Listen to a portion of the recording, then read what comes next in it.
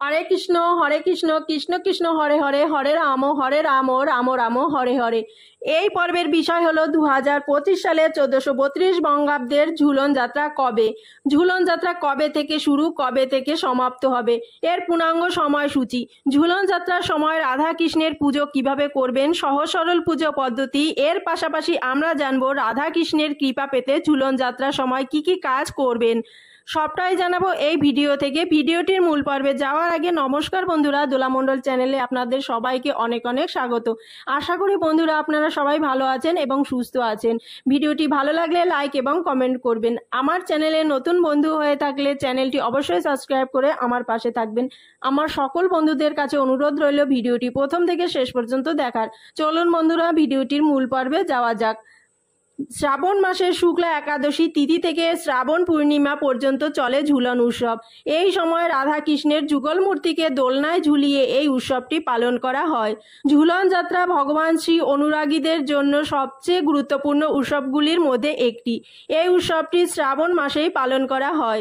জুলাই থেকে আগস্টের সময় পরে এই উৎসবটি, যা বৈষ্ণবদের কাছে সবচেয়ে বড় উৎসব, সবচেয়ে জনপ্রিয় ধর্মীয় অনুষ্ঠান।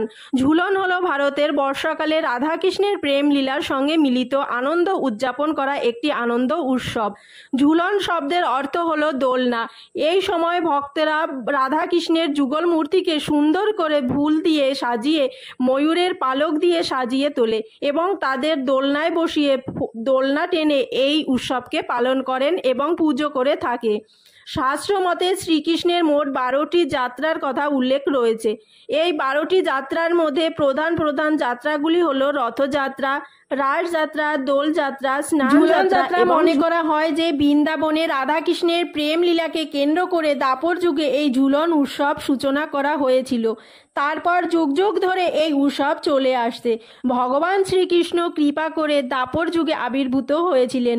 ভূলোকে তিনি নানা লীলা করে গেছেন। বয়স সঙ্গীতে কিশোর কৃষ্ণ ও রাধারানীর মাধুর্যপূর্ণ প্রেমে পরিপূর্ণ প্রকাশ বৃন্দাবনে স্থাপিত হয়েছিল। তার লীলা স্বরূপ হলো এই ঝুলন যাত্রা। রাধাকৃষ্ণের তাদের বিশুদ্ধ প্রেমের আদান প্রদানের মাধ্যমে এই জীব জগতের প্রথম প্রেমের প্রকাশ ঘটিয়েছিলেন। সেই লীলার নানা রূপ এই ঝুলন যাত্রা হাত ধরে ভক্তকুলের সামনে পরিবেশিত করা হয়। ঝুলন যাত্রা উৎসব গোটা ভারতবর্ষ জুড়ে পালন করা হয়। বিশেষ করে ঝুলন যাত্রা উৎসব নবদ্বীপ, মায়াপুর, মথুরা, বৃন্দাবন সহ গোটা দেশের বিভিন্ন স্থানে সমারোহ প্রাচীন এই উৎসবের সঙ্গে মিলেমিশে আছে বহু সামাজিক পৌরাণিক তাৎপর্য। শুধু মন্দির বা বনিদি বাড়িতে নয়, বহু হিন্দু বাড়িতে আয়োজন করা হয় ঝুলন উৎসব।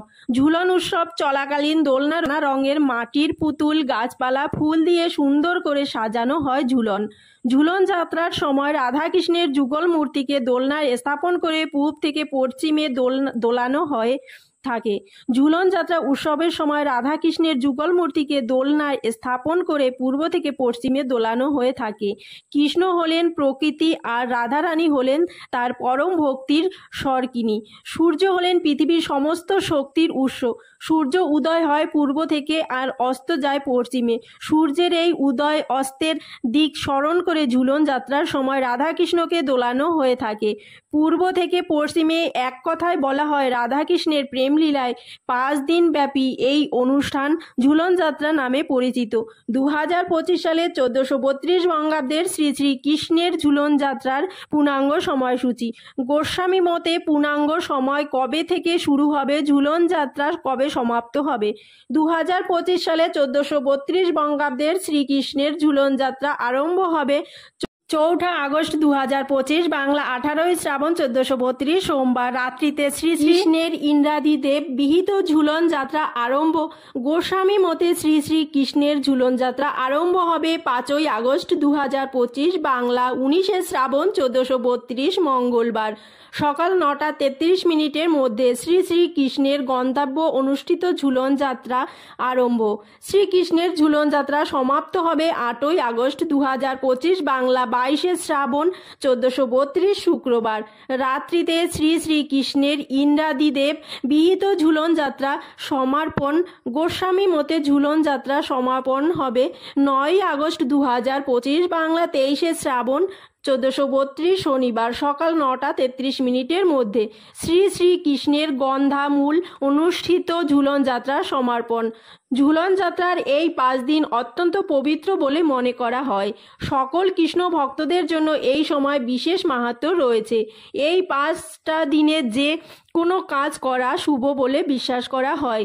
এছাড়া জ্যোতিষশাস্ত্র মতে এই 5 দিনের মধ্যে কিছু টোটকা রয়েছে যা করতে পারলে খুব উপকার পাওয়া যায়।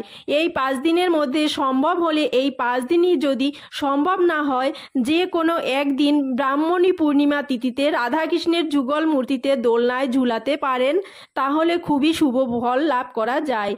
এই 5 দিনের মধ্যে রাধাকৃষ্ণকে পুজো করুন, রাধা কৃষ্ণকে দোলনায় বসান, তাদের সুন্দর করে সাজিয়ে তুলুন, সুগন্ধি ফুলের মালা ময়ূরের পালকে সুন্দর করে সাজিয়ে তাদের দোলনায় বসিয়ে দোলনা টানুন।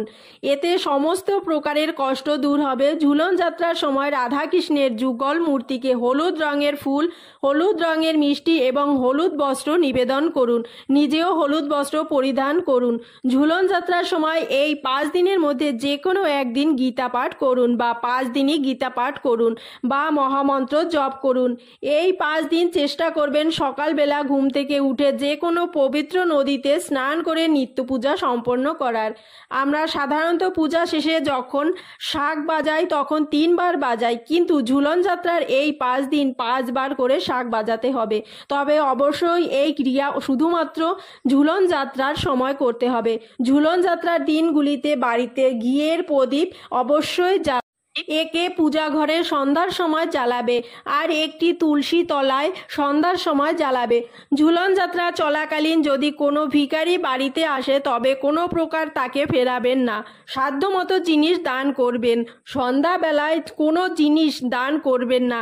ঝুলন যাত্রা চলাকালীন সন্ধ্যাবেলায় কোনোভাবেই বাড়িতে ঝাড় দেওয়া যাবে না।